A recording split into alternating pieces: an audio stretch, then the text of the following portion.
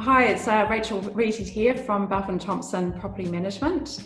Today I have Mark Miller, who's mortgage broker and advisor and co-owner of the lending department. Today we're going to be talking about what's happening with the bank's reactions in this crazy, unusual world. Hi, Mark. Hey Rachel, thanks for having me. First up, apologies about the look today. It's been a long time since I was at the barber and also managed to grow a bit of a lockdown beard over the last couple of weeks. So no, thanks for having me. Yeah, no problem. Hey, look, I wanted to recap on the last 5 weeks in the mortgage world. What's been happening?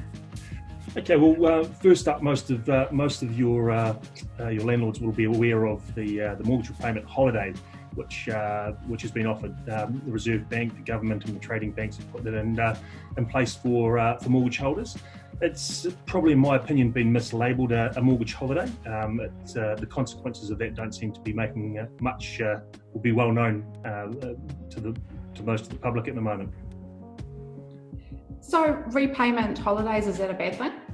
Well, if you need to do it, you need to do it, obviously. People have lost their jobs or had incomes really reduced. So worrying about paying the mortgages is the last thing they need to do. And it's certainly not their own fault that they're in this position. But the downside of the mortgage repayment holiday, or the deferral as the banks call it, is that the interest is still accrued over the period. And ultimately that gets added to your loan balance. What that means is you're going to come out the other end of this with either a larger mortgage or extending the loan term, which ultimately means you're paying more interest. So it's not for everyone, and we've seen instances recently where people have been taking the loan deferral simply just to get some more money in their pocket to spend. Mm-hmm. So how else are the banks assisting clients? Well, most of your landlords will already be on interest only. Most investors are. The other options we've got out there at the moment are things like extending your loan term back out to 30 years for those people who are paying principal on their mortgage. Important to note with that one though that that again is just extending the mortgage out and ultimately the amount of interest that someone's going to be paying on their loan. So it does need to be considered before you dive into it. Where I'm personally seeing a lot of action though is with clients making use of the record low interest rates we've got at the moment. That's really easing some cash flow hurt for a lot of people at the moment. So by refinancing? Not necessarily having to refinance. It's more just reviewing the overall structure that someone's got and making sure it's fit for purpose. The way I like to look at it is what I've been offering for my clients, I should say, is a financial health check. Looking at what they're doing and making sure that everything is right for them. So how does that work? Well, it's exactly as it says. It's going through their finances as they stand today, making sure they're on the right, the loan structure's right for them at the moment, what their goals are, their short, the medium and long-term goals. We sit down and actually pull it all to bits and make sure that they're on track to get where they want to go. It could be that they're looking to buy more property or reduce debt faster, set themselves up for retirement. Any of those things, it's up to me to help my clients make sure they're in the best possible position. Yeah, look, and I've got a lot of landlords that I want them to be in that same position as well. I want to be able to help them out, and a health check overall in their finances, their mortgage, their rental properties. I think it's always a good idea. And how often do you think that they should be doing that? Well, it's really up to the individual. I like to catch up with all my clients at least once a year. Make sure that the plan we've set out is right for them. It could be every 2 years if they're in a strong position or they're comfortable with where they're going, or it could be more frequently than that. It's more just a case of seeing how it fits for them. It's not a one-size-fits-all approach at all. It's certainly not cookie cutter. It's making sure we are doing the right thing for each individual client. Yeah. So borrowing more though, are the banks open? They absolutely are. It's been a very tumultuous time with the banks in terms of what their policy looks like. It seems to change every day, but the Reserve Bank's really encouraging them to get out and lend, and also the government supporting that, especially for business owners primarily, but across the board.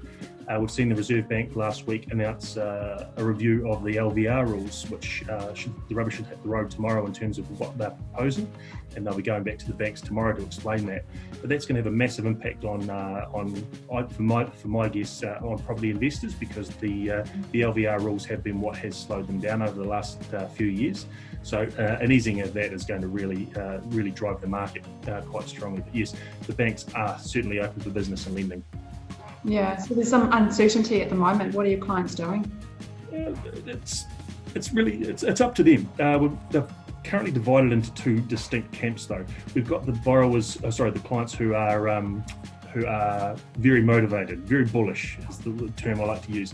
They're seeing the record low interest rates, blood in the water. Other homeowners who are in a position where they're going to have to sell their house, they're pretty keen to go out there and nab a bargain. The other side of the coin, though, is, and primarily around the first home buyers, interestingly enough, they're a little bit more reserved. They are sensing that there's going to be some sort of drop in the market over the next couple of months or longer, depending on who you talk to. So they're sitting back on their hands and waiting. So each tactic's got merit, in my opinion, and it's got to be right for the borrower. But ultimately, the mantra that I was taught as a young lad is, it's not your timing in the market, it's the time in the market. So for those people who have got income that's going to last, that's stable, and also a wee bit of equity built up, then as long as they don't need to sell in the next 12 to 24 months, borrowing now could be a good strategy for everyone. Do you have any other advice for my landlords and investors out there? Every borrower is different, so it's as I said earlier, it's not a cookie cutter or a one size fits all. But if they're looking to borrow at the moment, then it is the right time to get in touch. I suppose with the low interest rates and possible relaxing of the LVR rules, or the probable relaxing of the LVR rules, it'd be a good time to actually reach out and have a chat with a financial advisor. Make sure that what they're doing is right, their structure's fit for purpose, and they might be surprised. They might actually find that they're in a much better position than they thought. Yeah, fantastic, great. Thank you so much, Mark. It's I've got a lot of good points out there, and hopefully there is, I've got a lot of owners that have got some really good advice. You're extra opportunity. Thank you. Stay safe. You too. Bye-bye. See ya.